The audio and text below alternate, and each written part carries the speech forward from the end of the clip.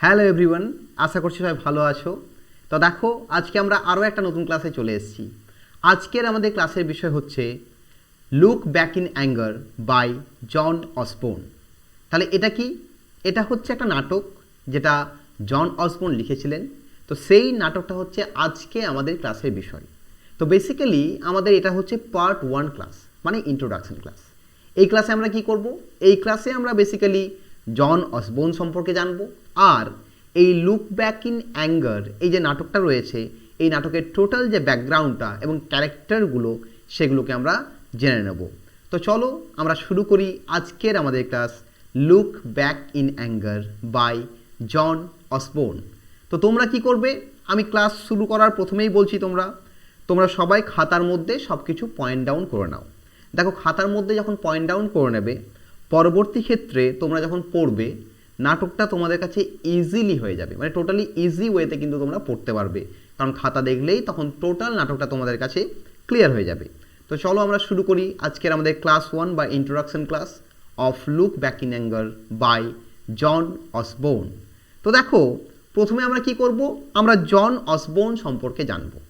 তো দেখো, জন অসবর্ন সম্পর্কে আমরা কয়েকটা পয়েন্টে জেনে নেব। তো এই পয়েন্টগুলো জেনে নেওয়ার পর আমরা আশা করছি জন অসবর্ন সম্পর্কে আমাদের যে মেইন জিনিসগুলো সেগুলো জানা হয়ে যাবে। তো দেখো, জন অসবর্ন এটা তার শর্ট নেম। তার পুরো নাম কি? তার ফুল নেম কি? তার পুরো নাম হচ্ছে জন জেমস অসবর্ন। তার পুরো নাম হচ্ছে কি? John James Osborne. এই অসবর্নের কখন জন্ম হয়েছিল এবং কখন মৃত্যু হয়েছিল? দেখো, অসবর্ন বেসিক্যালি 1929-এ জন্মান। তার জন্ম হয় কখন? 1929-এ, মানে 1929 সালে। এবং তার মৃত্যু হয় কখন? 1994-এ, 1994 সালে তার মৃত্যু হয়। এবার তিনি আমাদের হিস্ট্রি অফ ইংলিশ লিটারেচারের যে বিশেষ পিরিয়ডটাতে বিলং করছেন সেই পিরিয়ডটাকে কি বলা হয়? Post modern period. দেখো, মডার্ন পিরিয়ড বেসিক্যালি ওই 1945 টু 1950 অবধি, এটা হচ্ছে মডার্ন পিরিয়ড আমরা ধরে নিই। তারপরের পিরিয়ডটাকে আমরা কি বলে থাকি? তারপরের পিরিয়ডটাকে বলে থাকি আমরা পোস্ট মডার্ন পিরিয়ড। তাহলে এই পোস্ট মডার্ন পিরিয়ডের একজন বিখ্যাত ড্রামাটিস্ট এবং রাইটার হচ্ছে কে? আমাদের জন জেমস অসবর্ন। তো তিনি বিলং করছেন আমাদের হিস্ট্রি অফ ইংলিশ লিটারেচারের পোস্ট মডার্ন পিরিয়ডে, মানে 1945-এর পরবর্তী যে পিরিয়ড সেই পিরিয়ডটাতে বিলং করছেন। এবার দেখো, এই জন অসবর্ন তিনি একটা পার্টিকুলার লিটারারি মুভমেন্টের সাথে অ্যাসোসিয়েটেড। মানে তিনি যে সময় বিলং করছেন সেই সময় একটা লিটারারি মুভমেন্ট হয়েছিল, মানে সাহিত্যের জগতে একটা মুভমেন্ট হয়েছিল, যে মুভমেন্টটা ইংল্যান্ডের, মানে সেই সময়কার ইংল্যান্ডের যে ইকোনমিক এবং সোশ্যাল কন্ডিশন সেটার জন্য কিন্তু দায়ী। তাহলে তিনি যে মুভমেন্টের সাথে বিলং করছেন সেই মুভমেন্টের নাম হচ্ছে অ্যাংরি ইয়াং ম্যান মুভমেন্ট। আজকের এই যে নাটক লুক ব্যাক ইন অ্যাঙ্গার, এটা কিন্তু আমরা বলতে পারি যে এই নাটকটা একটা এই অ্যাংরি ইয়াং ম্যান যে মুভমেন্ট, এই অ্যাংরি ইয়াং ম্যান মুভমেন্টের একটা রিপ্রেজেন্টেটিভ নাটক। কারণ আমাদের এখানে অসবর্ন কী করছে? টোটাল যে অ্যাংরি ইয়াং ম্যানের ব্যাপারটা, সেই মুভমেন্টের যে ব্যাপারটাকে সেটাকে তুলে ধরছেন। তাহলে দেখো, আমরা লিটারারি মুভমেন্ট পেয়ে গেলাম। তিনি যে মুভমেন্টের সাথে অ্যাসোসিয়েটেড তাকে কি বলা হয়? Angry young man movement.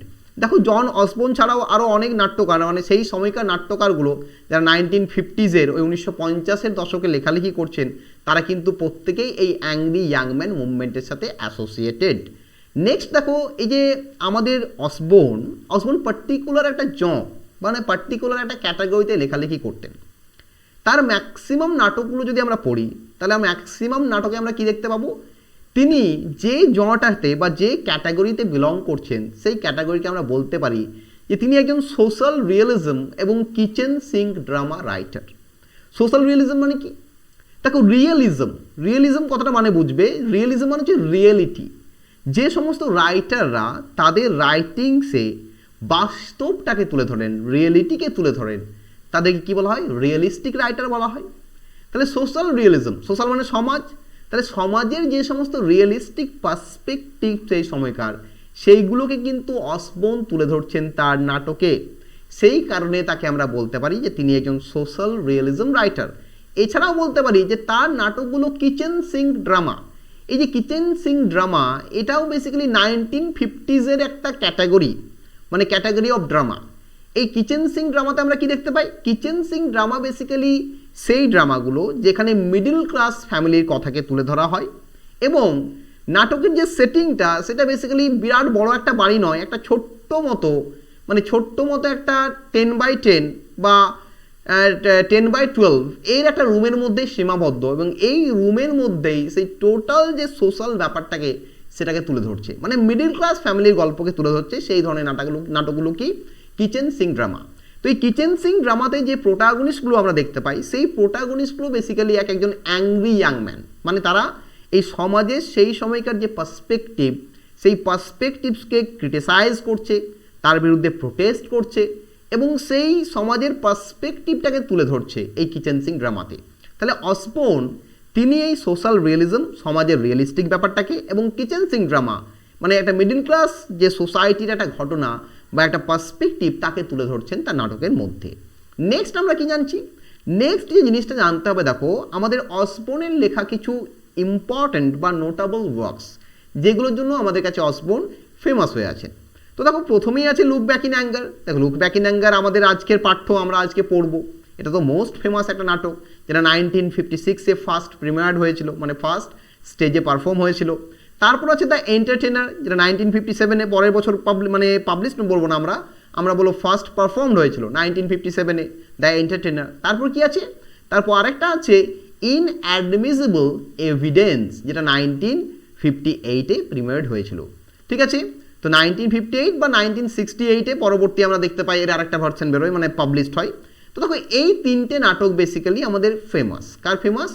জন অসবর্নের। একটা লুক ব্যাক ইন অ্যাঙ্গার, একটা হচ্ছে দ্য এন্টারটেনার, একটা হচ্ছে ইনঅ্যাডমিসিবল এভিডেন্স।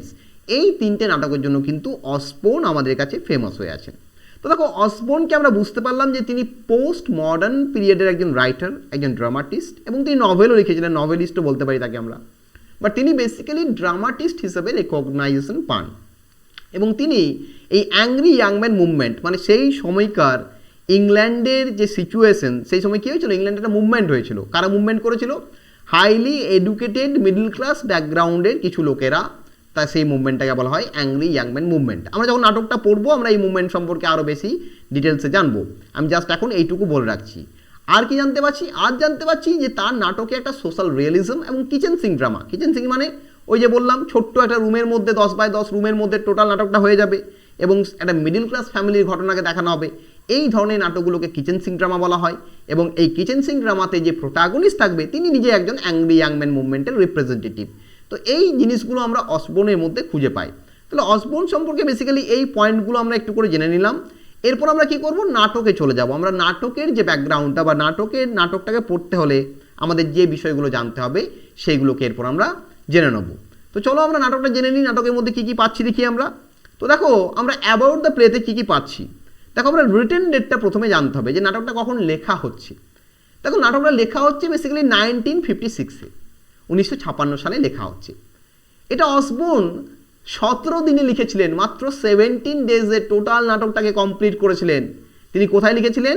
আমাদের ইংল্যান্ডের একটা মানে সমুদ্রের পাড়, সি সাইড, সেই সি সাইডের নাম হচ্ছে কি? মোরক্যাম্বে পায়ার। এই মোরক্যাম্বে পায়ারে বসে একটা ডেক চেয়ারে বসে তিনি 17 দিনে এই নাটকটাকে কমপ্লিট করেছিলেন। কোন নাটকটাকে? এই লুক ব্যাক ইন অ্যাঙ্গারকে। কে কমপ্লিট করেছিলেন? আমাদের জন অসবর্ন। নেক্সট আমাদের জানতে হবে কোনটা? নেক্সট জানতে হবে দেখো পারফরমেন্স ডেট, মানে প্রথম কখন নাটকটা পাবলিশড হচ্ছে, মানে পারফর্ম হচ্ছে, অডিয়েন্সের কাছে প্রথম কখন আসছে। দেখো নাটক বেসিক্যালি পারফর্ম করার জন্য হয়, তাহলে এই নাটকটা প্রথম পারফর্ম করা হচ্ছে 1956-এ 8 মে। তাহলে 8ই মে 1956-এ এটাকে ফার্স্ট পারফর্ম করা হচ্ছে। কোথায় পারফর্ম হচ্ছে? লন্ডনের একটা থিয়েটার আছে, যে থিয়েটারের নাম হচ্ছে রয়্যাল কোর্ট থিয়েটার। সেই রয়্যাল কোর্ট থিয়েটারে 8 মে 1956-এ এই নাটকটা ফার্স্ট প্রিমিয়ার্ড হচ্ছে বা পারফর্মড হচ্ছে। নেক্সট কি জানতে পারছি? নেক্সট জানতে পারছি ফার্স্ট পাবলিশড, মানে নাটকটা প্রথম কখন পাবলিশড হচ্ছে। পাবলিশড মানে অ্যাজ এ বুক, বই আকারে বা বুক ফর্মে। তাই নাটকটা বুক ফর্মে পাবলিশড হচ্ছে 1957-এ। তা 1956-এ লেখা হলো, 17 দিনে লিখলেন, আবার 1956-এই ফার্স্ট পারফর্মড হয়ে গেল, বাট ফার্স্ট পাবলিশড হলো অ্যাজ এ বুক 1957-এ, তার পরের বছর। নেক্সট হচ্ছে এই নাটকটার মানে নাটকটা কোন ক্যাটাগরিতে পড়ছে। তো দেখো এই নাটকটা বেসিক্যালি তিনটে ক্যাটাগরি আমরা ধরেছি। একটা হচ্ছে কিচেন সিং ড্রামা। এই কিচেন সিং ড্রামা বলতে গেলে আমাদের অ্যাংরি ইয়াং ম্যানটা বলতেই হবে। এই ড্রামাটার মধ্যে একটা অ্যাংরি ইয়াং ম্যান রয়েছে। অ্যাংরি ইয়াং ম্যানটা কে?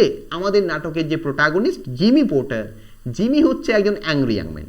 তাহলে হচ্ছে আমরা পেয়ে গেলাম কিচেন সিং ড্রামা, মানে মিডিল ক্লাস ফ্যামিলির গল্প রয়েছে 10x10 রুমে একটা, ঠিক আছে, এটা 10x10 রুমে, খুব ছোট্ট একটা রুমের মধ্যে একটা মিডিল ক্লাস ফ্যামিলি যেভাবে দিন যাপন করে সেই জিনিসটাকে টোটাল তুলে ধরবে। এবং এই নাটকের যে প্রোটাগনিস্ট বা মেইন ক্যারেক্টার হবে সে একজন অ্যাংরি ইয়াং ম্যান। সে সমাজের প্রতি ক্ষুব্ধ হয়ে আছে, সমাজের প্রতি রেগে আছে, তার রাগের কারণগুলো কিন্তু আমরা জানতে পারবো। আর কি? আর হচ্ছে রিয়েলিস্টিক বা সোশ্যাল রিয়েলিজম। দেখো এখানে সমাজের একটা রিয়েলিস্টিক ব্যাপারকে, মানে সেই সময়কার যে ইংল্যান্ডের পার্সপেক্টিভ, 1950s ইংল্যান্ডের যে পার্সপেক্টিভ, 1950-এর দশকের যে ইংল্যান্ডের কেমন অবস্থা, ইকোনমিক বলো, সোশ্যাল বলো, সমস্ত যে সমস্ত কন্ডিশনগুলোকে, সেই কন্ডিশনগুলোকে তুলে ধরছে কিন্তু আমাদের এই নাটক। সেই কারণে এটাকে আমরা কি বলছি? একটা সোশ্যাল রিয়েলিজম বলছি, বা আমরা বলছি এটা রিয়েলিস্টিক প্লে। আর 3 নম্বর কি? 3 নম্বরে বলছি আমরা এটা একটা মুভমেন্ট প্লে। কেন মুভমেন্ট প্লে বলছি? দেখো সেই সময়কার ইংল্যান্ডে 1950s ইংল্যান্ডে কি মুভমেন্ট হয়েছিল? আমরা একটু আগেই বললাম যে অ্যাংরি ইয়াং ম্যান মুভমেন্ট। সেই সময়কার শিক্ষিত মিডল ক্লাস ফ্যামিলির ছেলেমেয়েরা আন্দোলন করেছিল। মিডল ক্লাস ফ্যামিলির ছেলেরা যারা শিক্ষিত তারা কি করেছিল? আন্দোলন করেছিল গভর্নমেন্টের বিরুদ্ধে, কারণ তারা ডে বাই ডে বেকারত্বের শিকার হচ্ছিল, তারা শিক্ষিত হয়েও চাকরি পাচ্ছিল না। তো সেই মুভমেন্টটা অ্যাংরি ইয়াং ম্যান মুভমেন্ট নামে পরিচিত। তো সেই অ্যাংরি ইয়াং ম্যান মুভমেন্টের উপর বেস করে যেহেতু এই নাটকটা লেখা হয়েছে, সেই কারণে এটাকে আমরা বলতে পারি এটা একটা মুভমেন্ট প্লে। তাহলে জতে পেয়ে গেলাম কিচেন সিং ড্রামা বা রিয়েলিস্টিক বা সোশ্যাল রিয়েলিজম এবং মুভমেন্ট প্লে। নেক্সট আমরা যেটা জানবো সেটা হচ্ছে দেখো ব্যাকগ্রাউন্ড। এই ব্যাকগ্রাউন্ডটা তোমাদের জানতে হবে। দেখো ব্যাকগ্রাউন্ডে আমি 4টে পয়েন্ট করেছি। প্রথম পয়েন্ট করেছি 1950s ইংল্যান্ড, মানে post war England. Second world war শেষ হয়ে গেল 1945-এ, তার পরবর্তী ইংল্যান্ড তথা ইউরোপের অবস্থা কি। আর কি? অ্যাংরি ইয়াং ম্যান মুভমেন্টটাকে দেখতে পাচ্ছি, আর দেখতে পাচ্ছি অটোবায়োগ্রাফিক্যাল এলিমেন্ট। এই 3টে বেসিক্যালি পয়েন্ট আমরা দেখতে পাচ্ছি। কিসে দেখতে পাচ্ছি? আমাদের এই লুক ব্যাক ইন অ্যাঙ্গারের যে ব্যাকগ্রাউন্ড, সেই ব্যাকগ্রাউন্ডে দেখতে পাচ্ছি। তো দেখো এই যে 3টে পয়েন্টকে আমরা দেখতে পেলাম, এই 3টে পয়েন্টকে এরপর আমরা একটু অ্যানালাইসিস করব। এই 3টে পয়েন্টকে নিয়ে আমরা একটু আলোচনা করব, তাহলে তোমাদের কাছে টোটাল ব্যাপারটা আরও বেশি ক্লিয়ার হয়ে যাবে। তো দেখো প্রথমে কি দেখব? 1950s ইংল্যান্ড বা পোস্ট ওয়ার ইংল্যান্ড। তো দেখো ইংল্যান্ডে আমরা দেখলাম ইংল্যান্ড তথা ওয়ার্ল্ডে ওয়ার্ল্ড ওয়ার হয়েছিল। তো ওয়ার্ল্ড ওয়ারের পরবর্তী সময়ে কিন্তু ইংল্যান্ডের কন্ডিশন খুব বাজে হয়ে গেছিল। কেন বাজে হয়েছিল? দেখো এটা ভেবে দেখো যে 1950s মোটামুটি ইংল্যান্ডের হাত থেকে অনেকগুলো কলোনি হাতছাড়া হয়ে যায়, অনেকগুলো উপনিবেশ হাতছাড়া হয়ে যায়। কেন? তখন 1947-এ India got her freedom, Bharatvarsha স্বাধীন হয়ে যায়।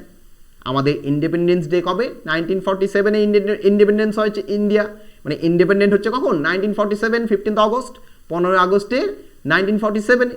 সেই রকম আমাদের ইংল্যান্ডের হাত থেকে 1950s অনেকগুলো উপনিবেশ হাতছাড়া হয়ে যায়। মানে ইংল্যান্ড যেটা ওয়ার্ল্ড পাওয়ার ছিল, সেই ওয়ার্ল্ড পাওয়ারটা কিন্তু নষ্ট হয়ে যায় কখন? এই সেকেন্ড ওয়ার্ল্ড ওয়ারের পর। এর পরবর্তী ক্ষেত্রে কি হলো? তাহলে ওয়ার্ল্ড পাওয়ার যখন নষ্ট হয়ে গেল, ইংল্যান্ডের হাত থেকে যখন অনেক উপনিবেশগুলো চলে গেল, ইংল্যান্ডে কিন্তু একটা ইকোনমিক্যাল এবং যে ইন্ডাস্ট্রিয়াল ডিক্লাইন নেমে এলো। কেন নেমে এলো? তোমাদের মনের মধ্যে কোয়েশ্চেন আসতেই পারে যে স্যার কেন ইকোনমিক্যাল এবং সোশ্যাল একটা, মানে টোটালি ইকোনমিক্যাল এবং একটা ইন্ডাস্ট্রিয়াল ডিক্লাইন কেন নেমে এলো? তো দেখো বেসিক্যালি আমি ইকোনমিক্যাল এবং এই যে আমাদের ইন্ডাস্ট্রিয়াল যে ডিক্লাইন নেমে এলো তার পেছনে কারণ বলতে গিয়ে বলবো যে দেখো ইংল্যান্ড কি করতো? ইন্ডিয়া এবং অন্যান্য যে উপনিবেশগুলো ছিল সেখান থেকে কাঁচামাল, সেখান থেকে র মেটেরিয়ালস এবং সেখান থেকে টাকা পয়সা সব কিছু শোষণ করে নিয়ে যেত তাদের দেশে। কিন্তু স্বাধীনতা পেয়ে যাওয়ার পর সেই দেশগুলো থেকে ইংল্যান্ড কিন্তু আর কোনো রকম কোনো কিছু আমদানি করতে পারলো না তার দেশে, এবং রপ্তানিও করতে পারছে না। তাহলে এর ফলে কি হলো?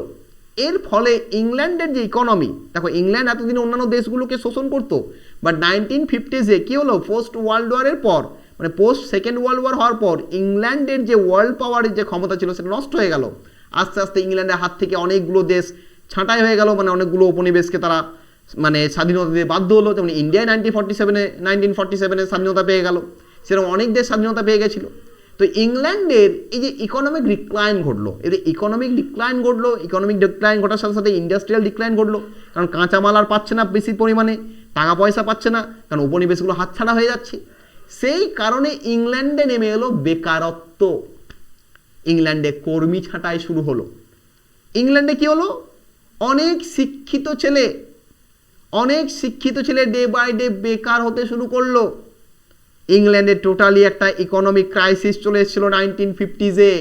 ইন্ডিয়ার কারেন্ট সিচুয়েশন ভেবে দেখো, এরকমই হয়ে আছে, বেকারত্ব ডে বাই ডে বাড়ছে।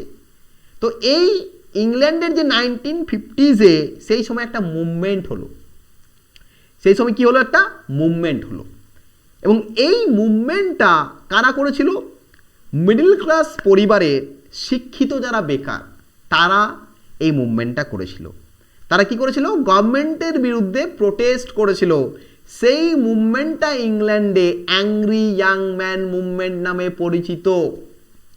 তাহলে বেসিক্যালি এই মুভমেন্টটা আমাদের শিক্ষিত মিডল ক্লাস ব্রিটিশ পিপলরা করেছিল, এবং তার সাথে সেই সময়কার কিছু প্লেরাইট তারাও কিন্তু যোগদান করেছিল, এবং কিছু নভেলিস্ট তারাও যোগদান করেছিল। মানে 1950s-এর কিছু মিডল ক্লাস রাইটাররাও কিন্তু যোগদান করেছিল এই মুভমেন্টের সাথে। এই মুভমেন্টের নাম হচ্ছে অ্যাংরি ইয়াং ম্যান মুভমেন্ট। তাহলে মুভমেন্টটা কেন হলো? ইংল্যান্ডের ইকোনমিক ডিক্লাইন হলো। ইংল্যান্ডে কেন ইকোনমিক ডিক্লাইন হলো? ইংল্যান্ডের হাত থেকে কলোনিগুলো বেরিয়ে যাচ্ছে, সেই কারণে ইকোনমিক ডিক্লাইন। ইংল্যান্ডের ইন্ডাস্ট্রি ভেঙে পড়ছে, অর্থনীতি ভেঙে পড়ছে, তাহলে বেকারত্ব বাড়ছে। বেকারত্ব বাড়ার ফলে মিডল ক্লাস ছেলেমেয়েরা উচ্চ শিক্ষিত হয়েও কিন্তু চাকরি বাকরি পাচ্ছে না। তারা কি করছে? তারা বিভিন্ন ছোটোখাটো কাজ করতে হচ্ছে। এবার তাদের দ্বারা একটা মুভমেন্ট প্রতিষ্ঠা হলো, যে মুভমেন্টটাকে আমরা basically angry young man movement বলি। তো এই মুভমেন্টে সামিল হয়েছিলেন কারা? সেই সময়কার 1950s-এর কিছু মিডল ক্লাস ব্রিটিশ রাইটার, মানে যারা নাট্যকার এবং যারা অন্যান্য লেখালেখি করে, তারাও কিন্তু সামিল হয়েছিলেন। তো এই মুভমেন্টটা কিন্তু নাটকের ব্যাকগ্রাউন্ডে রয়েছে। এখানে আমরা দেখতে পাবো এই নাটকের ব্যাকগ্রাউন্ডে আমাদের যে ক্যারেক্টার জিমি পোটার কিন্তু আপার ক্লাস সোসাইটির ওপর রেগে যাচ্ছে, সবসময় প্রোটেস্ট করছে। জিমির প্রত্যেকটা ডায়লগকে আমরা ডায়লগ না বলে টাইরেড বলবো, TIRADE। টাইরেড মানে কি? অভিযোগ। জিমি অভিযোগ করছে যে মিডল ক্লাস কেন সাফার করবে? সাফার করলে সবাইকে সাফার করা উচিত, শুধু মিডল ক্লাস কেন করবে? সাফার করলে হায়ার ক্লাসের লোকদেরও সাফার করা উচিত। জিমি বারবার এটাকে নিয়ে প্রোটেস্ট করছে। আমরা যখন নাটকটা পড়বো আমরা দেখতে পাবো যে জিমি কত সুন্দর তুলে ধরছে। এছাড়াও এই নাটকে কি রয়েছে? এই নাটকের ব্যাকগ্রাউন্ডে রয়েছে একটা অটোবায়োগ্রাফিক্যাল এলিমেন্ট। দেখো, অসবর্নের অনেক মেয়ের সাথে সম্পর্ক হয়েছে, তার 3-4 বার বিয়ে হয়েছে অসবর্নের। তো অসবর্নের যে একজন ওয়াইফ, যার নাম হচ্ছে তিনি একজন অ্যাক্ট্রেস ছিলেন, তার নাম হচ্ছে পামেলা লেন। তো পামেলা লেন বেসিক্যালি একজন হায়ার সোসাইটির বা হায়ার ক্লাসের মহিলা, কিন্তু অসবর্ন তিনি কিন্তু মিডল ক্লাস ফ্যামিলি থেকে বিলং করেন। আমরা যখন নাটকটা পড়বো, নাটকে দেখবো আমরা যে নাটকের যে প্রোটাগনিস্ট জিমি পোটার, সে মিডল ক্লাস ফ্যামিলি থেকে বিলং করছে, এবং জিমি পোটারের যে ওয়াইফ অ্যালিসন পোটার, সে কিন্তু হায়ার ক্লাস ফ্যামিলি থেকে বিলং করছে। তাহলে এই যে অটোবায়োগ্রাফিক্যাল এলিমেন্ট, দেখো পামেলা লেনের সাথে, পামেলা লেন হায়ার ক্লাসের মহিলা, অসবর্ন মিডল ক্লাসের রাইটার, এই অসবর্নের সাথে পামেলা লেনের একটা সম্পর্ক হয়েছিল এবং বিয়ে হয়েছিল। বাট সেই বিয়েটা ছিল কেমন বিয়ে? আনহ্যাপি ম্যারেজ, মানে তাদের মধ্যে ঝগড়া ঝামেলা লেগেই থাকতো, শেষমেশ ডিভোর্স পর্যন্ত হয়ে যায়। তো এই জিনিসটাকেও কিন্তু অসবর্ন তার এই লাইফের যে অটোবায়োগ্রাফিক্যাল ব্যাপারটাকে, এটাকেও কিন্তু অসবর্ন অনেকটা পরিমাণ তুলে ধরেছেন। কোথায়? লুক ব্যাক ইন অ্যাঙ্গারে। তাহলে এই অটোবায়োগ্রাফিক্যাল একটা এলিমেন্টও আমরা দেখতে পাবো। আমরা জিমিকে অসবর্ন হিসাবে দেখব, আর অ্যালিসনকে দেখব পামেলা লেন হিসাবে। তো দেখো এই অটোবায়োগ্রাফিক্যাল এলিমেন্টটা পেলাম। নেক্সট হচ্ছে নাটকের সেটিং। দেখো নাটকের সেটিংটা জানতে হবে, নাটকটা কোথায় সেট। দেখো নাটকটা সেট হয়েছে একটা 1 রুম অ্যাটিক অ্যাপার্টমেন্ট, মানে চিলেকোঠার একটা রুমে, একটা ফ্ল্যাট বাড়ির ওপরের দিকে একটা চিলেকোঠার টাইপের রুম, 10x10, খুব ছোট্ট মতো একটা রুম। রুমের মধ্যেই মানে কি বলবো, কিচেন রয়েছে, রুমের মধ্যেই বেডরুম রয়েছে, রুমের মধ্যে খাবার জায়গা, ডাইনিং রয়েছে, এভরিথিং একটা রুমের মধ্যে। এবং মিডল্যান্ডে, ইংল্যান্ডে কোন জায়গায়? মিডল্যান্ড বলে একটা জায়গা আছে, সেই মিডল্যান্ডে সময়টা কখন 1950s, 1950-এর দশক, মানে ওই অ্যাংরি ইয়াং ম্যান মুভমেন্ট চলছে, ইংল্যান্ডের ইকোনমিক ডিক্লাইন ঘটেছে, ইংল্যান্ডের ইন্ডাস্ট্রিয়াল ডিক্লাইন ঘটেছে, সেই সময়কার গল্প। তাহলে সেটিং হচ্ছে কি, আমরা দেখতে পাচ্ছি যে একটা room, one room attic apartment in the Midlands of 1950s England. 1950-এর দশক ইংল্যান্ডের মিডল্যান্ডের ঘটনা। একটা অ্যাটিক অ্যাপার্টমেন্ট, একটা ছোট্ট মতো 10x10-এর আমরা কি বলতে পারি, রুমে বলতে পারি, যেটা বেডরুম, সেখানেই রান্নাঘর রয়েছে, সেখানেই ডাইনিং রয়েছে, একটা রুমের মধ্যে সব কিছু, মানে টোটালি একটা মিডল ক্লাস ফ্যামিলির গল্প। সেটিং আমরা বুঝতে পেরে যাচ্ছি। নেক্সট আমরা জানতে হবে কি, নেক্সট জানতে হবে নাটকের থিমগুলো, এই নাটকে কি কি থিম রয়েছে। তো দেখো, প্রথম থিম আমরা পাচ্ছি class conflict and education. Second কি পাচ্ছি, the rise and fall of the British empire. থার্ডে পাচ্ছি আমরা suffering and anger versus complacency. Next কি পাচ্ছি আমরা, ডিসইলিউশনমেন্ট অ্যান্ড নস্টালজিয়া। আর লাস্ট পাচ্ছি আমরা জেন্ডার অ্যান্ড ম্যাসকুলিনিটি। ঠিক আছে তো? তা দেখো, এই থিমগুলো আমরা পাচ্ছি। ক্লাস কনফ্লিক্ট, দেখো আমরা নাটকের প্রথম থেকে দেখতে পাবো একটা আপার ক্লাসের সাথে মিডল ক্লাসের একটা কনফ্লিক্ট চলছে। জিমি বারবার প্রোটেস্ট করছে। জিমি বলছে, why should the middle class only suffer? কেন শুধুমাত্র মিডল ক্লাস লোকেরা সাফার করবে? এই কন্ডিশনে সবাইকেই সাফার করতে হয়। এই ভেবে দেখো, কিছুদিন আগে লকডাউন গেল, করোনা ভাইরাসের জন্য লকডাউন। এই লকডাউনে কারা সাফার করলো? দেখো, যারা আপার ক্লাসের লোক, যারা হায়ার ক্লাসের লোক, যারা বৃত্তবান লোক, তারা কিন্তু একটু সাফার করেনি, কারণ তাদের ব্যাংকে এতটা পরিমাণ টাকা আছে, তাদের 1 বছর কেন 10 বছর লকডাউন করলেও কোনো সাফার করতে হবে না। সাফার করলো কারা? যারা গ্রাউন্ড লেভেলে থাকে, যারা মিডল ক্লাস ফ্যামিলির লোক, তারা। দেখো, যারা আরও নিচে নিম্নবৃত্ত, তারা হয়তো কিছু না কিছু পেয়ে গেছে, এ দান করেছে, সে দান করেছে, তারা কিছু পেয়ে গেছে। বাট মিডল ক্লাসের লোকেরা কিন্তু সবচেয়ে বেশি সাফার করেছে। মিডল ক্লাসের লোকেরা সবচেয়ে বেশি সাফার করেছে এই লকডাউন কন্ডিশনে। তাহলে এই ক্লাস কনফ্লিক্ট দেখানো হচ্ছে। দেখো, এই নাটকেও আমরা দেখতে পাবো যে জিমি এই জিনিসটাকে কোয়েশ্চেন করছে, কেন বারবার, কেন যে মিডল ক্লাসের লোকেরাই কেন সাফার করবে। আর কি রয়েছে, এডুকেশন। দেখো, জিমি একজন এডুকেটেড ছেলে, বাট জিমি চাকরি পায়নি, জিমি বেকার, কারণ ইংল্যান্ডের ইকোনমিক কন্ডিশন খারাপ, ইংল্যান্ড চাকরি দিতে পারছে না। দেখো, গভর্নমেন্ট আমাদের এই লকডাউনের পরে গভর্নমেন্টের অবস্থা আরও খারাপ, এমনিতেই খারাপ হয়েছিল, সমস্ত গভর্নমেন্টের আরও খারাপ, তারা এখন চাকরি দিতে পারছে না। এখানকার কন্ডিশন টোটালি সেই কন্ডিশনটাকে দেখো তুলে ধরছে। আর কি দেখতে পাচ্ছি, the rise and fall of the British Empire. দেখো, 1950s কি হচ্ছে, ব্রিটিশ এম্পায়ারের টোটালি ফল ঘটছে, মানে পতন ঘটছে। তার আগে কি হয়েছিল, 1950s আগে ব্রিটিশের হাতে অনেক কলোনি ছিল, মানে ইংল্যান্ড একটা ওয়ার্ল্ড পাওয়ার ছিল, কিন্তু সেই ওয়ার্ল্ড পাওয়ারটা নষ্ট হয়ে যাচ্ছে 1950s পর থেকে। তাহলে সেই rise and fall of the British Empire, সেটাও কিন্তু দেখতে পাবো। আর কি দেখতে পাবো, দেখতে পাবো suffering and anger versus complacency. Suffering, যন্ত্রণা, দুঃখ, অ্যাঙ্গার, তার সাথে রাগ, এবং কমপ্লিসেন্সি মানে কমপ্লেইন করা, প্রতিরোধ করা, ঠিক আছে, আক্রমণ করা, অ্যাটাক করা। তাহলে এই জিনিসগুলো দেখতে পাবো। কি দেখতে পাবো, যে মানুষের সাফারিং, মিডল ক্লাস ফ্যামিলির সাফারিং, সেই সাফারিং থেকে রাগের জন্ম হচ্ছে, শিক্ষিত বাট বেকার বাড়িতে বসে আছে, তার মধ্যে রাগ হচ্ছে। কমপ্লিসেন্সি, সে কমপ্লেইন করছে, বাট কোনো কিছু লাভ হচ্ছে না, কেউ এই কমপ্লেন শুনছে না। এখন যেটা ঘটছে সমাজে তোমরা দেখতেই পাচ্ছ সবাই। নেক্সট কি দেখতে পাচ্ছি, ডিসইলিউশনমেন্ট অ্যান্ড নস্টালজিয়া। প্রত্যেকেই অতীতের প্রতি নস্টালজিক হয়ে যাচ্ছে, প্রত্যেকেই তার পাস্ট সিচুয়েশনের প্রতি নস্টালজিক হয়ে যাচ্ছে। মানুষ একটা ডিসইলিউশনমেন্টে চলে যাচ্ছে, মানুষ কি হচ্ছে, ইলিউশনে ভাসছে, মানে টোটালি একটা কেওটিক সিচুয়েশন তৈরি হচ্ছে। সেই সময়কার যে 1950s যে কেওটিক ইংল্যান্ডের কন্ডিশন, সেই কন্ডিশনটাকে কিন্তু বারবার তুলে ধরছে। আর নস্টালজিয়া বলতে কি, ইংল্যান্ডের পাস্ট যে সিচুয়েশন, যেটা খুব সুন্দর সিচুয়েশন ছিল, ইংল্যান্ড একবারে টোটালি একটা মানে কি বলবো, ফ্লোরিস্ট কান্ট্রি ছিল, যেখানে সবসময় সব কিছু সম্পূর্ণ ছিল, সেই নস্টালজিয়া বারবার ভেসে আসছে। এবং সেই নস্টালজিয়া কীভাবে নষ্ট হয়ে গেছে, সেই ডিসইলিউশনমেন্ট তৈরি হয়েছে, সেটাকেও কিন্তু আমরা নাটকে দেখতে পাচ্ছি। আর দেখতে পাচ্ছি কি, জেন্ডার অ্যান্ড ম্যাসকুলিনিটি। দেখো, এখানে জেন্ডার অ্যান্ড ম্যাসকুলিনিটি মানে সেই সময়কার যে ইয়াং মেলরা, তারা ফিমেলদের প্রতি এবং হোমোসেক্সুয়ালদের প্রতি যে তাদের যে অ্যাঙ্গার প্রকাশ করেছিল 1950s কেন করেছিল। দেখো, অ্যাংরি ইয়াং ম্যান মুভমেন্টে অ্যাংরি ইয়াং ম্যান, দেখো ম্যান নাম, নট উইমেন বা নট হোমোসেক্সুয়াল, সেখানে শুধুমাত্র ম্যান, মানে যারা সেই সময়কার ইয়াং ম্যান ছিল, ইয়াং পুরুষ ছিল, তারাই আন্দোলন করেছিল।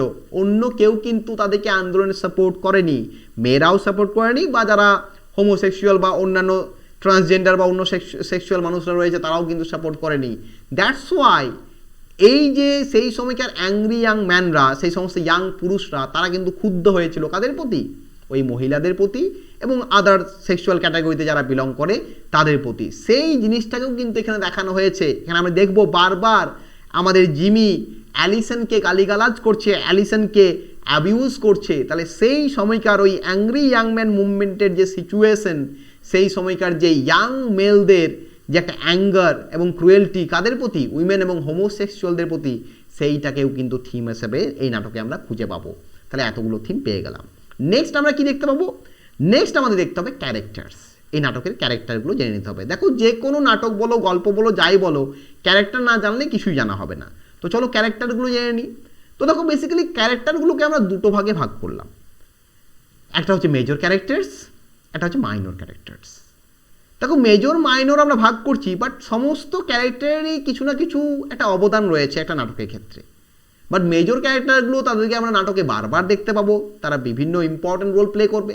আর মাইনর ক্যারেক্টারগুলো কী করবে? এই মেজর ক্যারেক্টারগুলোকে সাপোর্ট করবে। সেই কারণে আমরা মেজর এবং মাইনর দুটো ভাগে ভাগ করেছি। তো চলো আমরা মেজর এবং মাইনর ক্যারেক্টারগুলোকে জেনে নিই। তো দেখো, মেজর ক্যারেক্টারের প্রথম তিনটে ক্যারেক্টারের নাম হচ্ছে কি? জিমি, অ্যালিসন আর ক্লিফ। জিমিকে, জিমি পোর্টার, সে হচ্ছে আমাদের এই নাটকের প্রোটাগনিস্ট বা মেইন ক্যারেক্টার বা প্রধান চরিত্র। সে হচ্ছে একজন রিপ্রেজেন্টেটিভ। কিসের রিপ্রেজেন্টেটিভ? সে হচ্ছে এই মিডল ক্লাস সোসাইটির রিপ্রেজেন্টেটিভ এবং অ্যাংরি ইয়াং ম্যানের রিপ্রেজেন্টেটিভ। সে নিজে একজন অ্যাংরি ইয়াং ম্যান, মানে সেই মুভমেন্টের একজন মানুষ। সে কিন্তু এডুকেটেড, বাট কিন্তু বেকার। জিমি এডুকেটেড, সে বেকার। সে কি করে? একটা মিষ্টির দোকান চালায়, একটা মিষ্টির স্টল তৈরি করেছে, মিষ্টি বিক্রি করে, সুইট মিট শপ। কি বিক্রি করে? মিষ্টি বিক্রি করে। ঠিক আছে, তাহলে শিক্ষিত বেকার, কিচ্ছু করা নেই, চপ ভাজছে, মিষ্টি বিক্রি করছে, একই ব্যাপার। আমাদের দেশে কি করতে হচ্ছে? চপ ভাজতে বলছে। ওদের দেশে কি করছে? মিষ্টি বিক্রি করছে। তাহলে জিমি পোর্টার হচ্ছে নাটকের প্রোটাগনিস্ট, যে একজন মিডল ক্লাস ফ্যামিলির লোক, যে হচ্ছে অ্যাংরি ইয়াং ম্যান। সে শিক্ষিত বাট বেকার, সে একটা সুইট মিট শপ মানে মিষ্টির দোকান চালায়। অ্যালিসনকে, অ্যালিসন হচ্ছে জিমির ওয়াইফ এবং এই অ্যালিসন একজন আপার ক্লাস ফ্যামিলির মেয়ে। অ্যালিসন কিন্তু জিমিকে বিয়ে করেছে, জিমির সাথে অ্যালিসনের প্রেম ছিল এবং অ্যালিসন জিমিকে বিয়ে করেছে, জিমিও অ্যালিসনকে বিয়ে করেছে। বাট অ্যালিসন কিন্তু আপার ক্লাস ফ্যামিলির একটা মহিলা। তাহলে বুঝতেই পারছো ক্লাস কনফ্লিক্ট জিমি এবং অ্যালিসনের মধ্যে। দেখো, তোমাদের মাথায় প্রশ্ন আসতেই পারে, তাহলে ক্লাস কনফ্লিক্ট যখন ছিল তাহলে স্যার বিয়ে কেন করলো? দেখো, একে অপরকে ভালোবাসতো, বিয়ে করেছে, কিন্তু এই ক্লাস কনফ্লিক্টটা প্রেজেন্ট হচ্ছে এই অ্যালিসন আর জিমির মাধ্যমেই। জিমি বারবার অ্যালিসনকে কি করছে? অ্যাটাক করছে বিভিন্ন ওয়ার্ডের মাধ্যমে। এটাকে একটা সিম্বল হিসাবে দেখে নাও। এখানে Jimmy symbolises middle classes, Alison symbolises upper classes.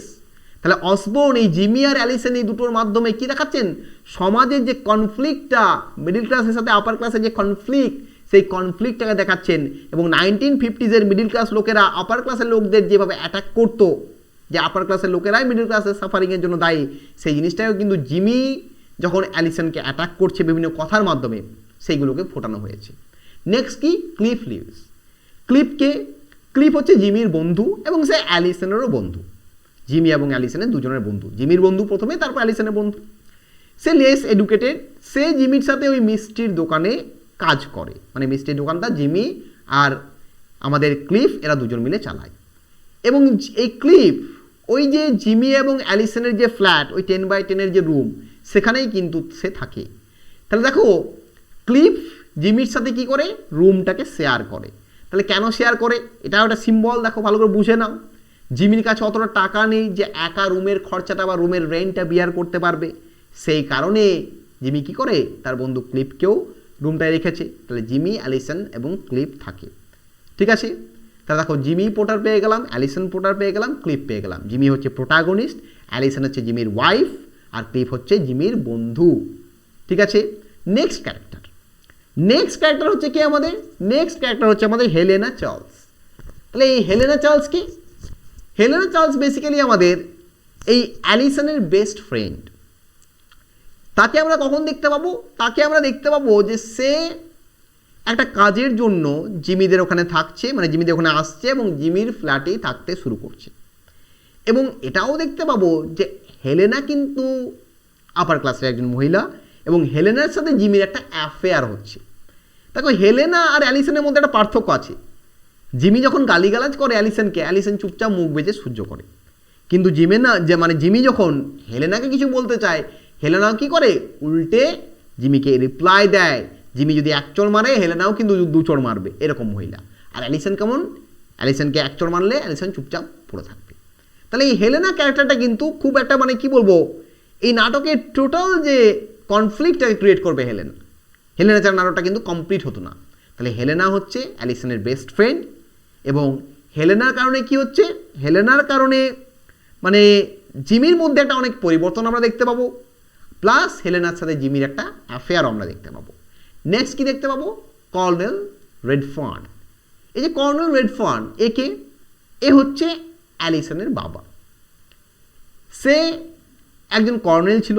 Colonel বুঝতেই পারছো, সৈন্যর একজন উচ্চপদস্থ আর অফিসার, কর্নেল তাকে বলা হয়। যখন ইংল্যান্ডের আন্ডারে ইন্ডিয়া ছিল, তো ইন্ডিয়ার বম্বেতে পোস্টিং ছিল কার, এই কর্নেল রেডফার্নের। বাট এখন তো 1950s পর কী হয়েছে, আমাদের ইংল্যান্ড ইন্ডিয়াকে স্বাধীনতা দিয়ে দিয়েছে, ইন্ডিয়া ফ্রিডম পেয়ে গেছে, সেই কারণে কর্নেল রেডফার্ন এখন রিটায়ার্ড আর্মি অফিসার। জিমি কিন্তু একে পছন্দ করে না। জিমি কি করে, জিমি অ্যালিসনের বাবাকেও পছন্দ করে না, অ্যালিসনের মাকেও পছন্দ করে না।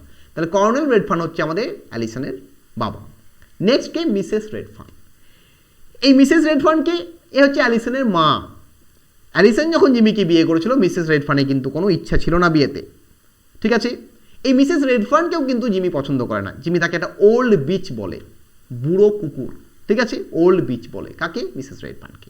তাহলে কাকে পেলাম, হেলেনাকে পেলাম, কর্নেল রেডফার্নকে পেলাম, মিসেস রেডফার্নকে পেলাম। হেলেনাকে অ্যালিসনের বেস্ট ফ্রেন্ড, এবং হেলেনার সাথে জিমির কী হচ্ছে, অ্যাফেয়ার হচ্ছে। কর্নেল রেডফার্নকে অ্যালিসনের বাবা, আর মিসেস রেডফার্নকে অ্যালিসনের মা। তাহলে দেখো 6টা ক্যারেক্টার পেলাম, মেইন ক্যারেক্টারগুলো। কাকে কাকে পেলাম, জিমি নাটকের প্রোটাগনিস্ট, অ্যালিসন জিমির বউ ওয়াইফ, ক্লিফকে আমাদের জিমি এবং অ্যালিসনের বন্ধু, হেলেনা হচ্ছে অ্যালিসনের বান্ধবী এবং হেলেনার সাথে জিমির প্রেম হচ্ছে। কর্নেল রেডফার্ন অ্যালিসনের বাবা, মিসেস রেডফার্ন অ্যালিসনের মা। এই 6টা ক্যারেক্টারকে পেলাম। এবার নেক্সট ক্যারেক্টারগুলো দেখি। নেক্সট দেখো মাইনর ক্যারেক্টার্স কে, হিউ ট্যানার। এই হিউ ট্যানার হচ্ছে জিমির বন্ধু, এবং জিমি যখন বিয়ে করেছিল অ্যালিসনকে প্রথম, তখন তো জিমির কাছে ঘর বাড়ি কিছুই ছিল না। 1 মাসের জন্য হিউ তার বাড়িতে রেখেছিল, নিজের বাড়িতে রেখেছিল কাকে, জিমিকে এবং অ্যালিসনকে। হিউ একটা জিমির ভালো বন্ধু, কিন্তু হিউয়ের সাথে পরবর্তী ক্ষেত্রে জিমি ঝগড়া হয়ে যায়, কারণ হিউ তার মাকে ছেড়ে চলে যায়, সেই কারণে হিউয়ের প্রতি রেগে যায়, হিউ ট্যানারের প্রতি রেগে যায় কে, জিমি। নেক্সট হচ্ছে মিসেস ট্যানারকে হিউয়ের মা। জিমি কিন্তু মিসেস ট্যানারকে প্রচণ্ড ভালোবাসত এবং প্রচণ্ড শ্রদ্ধা করত, প্রচণ্ড রেসপেক্ট করত। মিসেস ট্যানারও কিন্তু জিমিকে নিজের সন্তানের মতো ভালোবাসত। এই মিসেস ট্যানার জিমিকে সাহায্য করেছিল কি করতে, জিমির ওই মিষ্টির দোকানটা খুলতে। এই মিসেস ট্যানারের প্রতি জিমির কিন্তু একটা আলাদা অ্যাফেকশন ছিল। আমরা নাটকে দেখতে পাবো যখন মিসেস ট্যানার মারা যাবে, জিমি কিন্তু প্রচণ্ড কষ্ট পাবে। তাহলে হিউ ট্যানার হচ্ছে জিমির বন্ধু, মিসেস ট্যানার হচ্ছে হিউয়ের মা এবং জিমির বন্ধুর মা। জিমি মিসেস ট্যানারকে খুবই ভালোবাসতেন। নেক্সট হচ্ছে ওয়েবস্টারকে অ্যালিসনের বন্ধু একটা। জিমি মনে করতো এই ওয়েবস্টার হচ্ছে একটা গে, একজন হোমোসেক্সুয়াল। কাকে মনে করতো, ওয়েবস্টারকে। এবং জিমি অ্যালিসনের তো কোনো বন্ধু বান্ধবীকে পছন্দ করতো না, বাট ওয়েবস্টারকে, ঠিক আছে, ওয়েবস্টার ছেলেটি একটু ভালো, এটা মনে করতো জিমি, ঠিক আছে। নেক্সট ক্যারেক্টার, নেক্সট হচ্ছে দেখো নিগেল হচ্ছে অ্যালিসনের ভাই, যে বেসিক্যালি একজন পলিটিশিয়ান। তাই 4 নাম্বার ক্যারেক্টার কাকে পেলাম, নিগেলকে পেলাম, বা নিজেল, যে অ্যালিসনের ভাই, একজন পলিটিশিয়ান। 5 নাম্বার পাচ্ছি মেডলাইন। এই মেডলাইন কে গো, জিমির প্রথম প্রেমিকা, জিমির ফার্স্ট লাভ। এই মেডলাইন জিমির চেয়ে 10 বছরের বড় ছিল, ভাবো। তাহলে জিমিকে এই কারণে কি বলা হতো, মার্চ ব্যাংক বলা হতো। মার্চ ব্যাংক আমরা সেন্ট জোয়ান নাটক যদি পড়ি, সেন্ট জোয়ান বলছি, আমরা জিবি সয়ের একটা নাটক আছে, জিবি সয়ের নাটকে যদি আমরা পড়ি, সেখানে আমরা একটা ক্যারেক্টারকে পাবো, সেই ক্যারেক্টারটাকে মার্চ ব্যাংক বলা হচ্ছে। কেন মার্চ ব্যাংক বলা হচ্ছে, জিবি সয়ের ওই নাটকে আমরা দেখতে পাবো যে জিবি সয়ের নাটকের যে হিরো, সে তার চেয়েও অনেক বয়স্ক একটা মহিলার সাথে প্রেম করছে, সেই কারণে তাকে মার্চ ব্যাংক বলা হচ্ছে। এখানে জিমি যেহেতু তার চেয়ে 10 বছরের বেশি বড় একটা মহিলার সাথে প্রেম করছে, জিমিকে আমরা কি বলছি, মার্চ ব্যাংক বলছি, ওই জিবি সয়ের, জর্জ বার্নার্ড সয়ের এই নাটকের পার্সপেক্টিভে। তাহলে মেডলাইন হচ্ছে জিমির প্রথম প্রেমিকা, ঠিক আছে, যে 10 বছরের বড়, কার চেয়ে, জিমির চেয়ে। আর কাকে দেখতে পাচ্ছি, মিসেস ড্রারি। এই মিসেস ড্রারিটাকে জিমি এবং অ্যালিসন যে ফ্ল্যাটের মধ্যে থাকে, যে 10x10 রুমের মধ্যে থাকে, সেই ফ্ল্যাটটার মালিক মানে ল্যান্ড লেডি, কাদের গো, জিমি এবং অ্যালিসনের, সে হচ্ছে কে, মিস ড্রারি। তাহলে বেসিক্যালি দেখো 6টা মাইনর ক্যারেক্টার পেলাম। কাকে পেলাম আমরা, হিউ ট্যানার, হিউ হচ্ছে জিমির বন্ধু। মিসেস ট্যানারটাকে আমাদের জিমির হচ্ছে কি বলবো, জিমির বন্ধুর মা মানে হিউয়ের মা। আর কাকে পেলাম আমরা, আর পেলাম নিগেলকে, মেডলাইনকে আর মিস ড্রারিকে। তো দেখো বেসিক্যালি আমাদের আজকের যে ক্লাস, এই ক্লাসটা আমরা এখানেই শেষ করছি। তো এই ক্লাসে আমরা কি কি জানলাম, এই ক্লাসে আমরা ক্যারেক্টারগুলো জানলাম, এই ক্লাসে আমরা টোটাল অসবোন সম্পর্কে জানলাম, আমরা নাটকটার থিমটাকে জানলাম, ব্যাকগ্রাউন্ড জানলাম, পাবলিকেশন জানলাম, জনটাকে জানলাম, সব কিছুই জানলাম, ঠিক আছে। তো আশা করছি তোমাদের এই ক্লাসটা ক্লিয়ার হয়েছে। এরপরেও যদি এই ক্লাসে কিছু প্রবলেম থাকে তাহলে অবশ্যই তোমরা আমাকে জানাবে, আমি চেষ্টা করব তোমাদের সেই প্রবলেমগুলো সলভ করে দেওয়া। তো চলো আজকের ক্লাস এখানেই শেষ করি।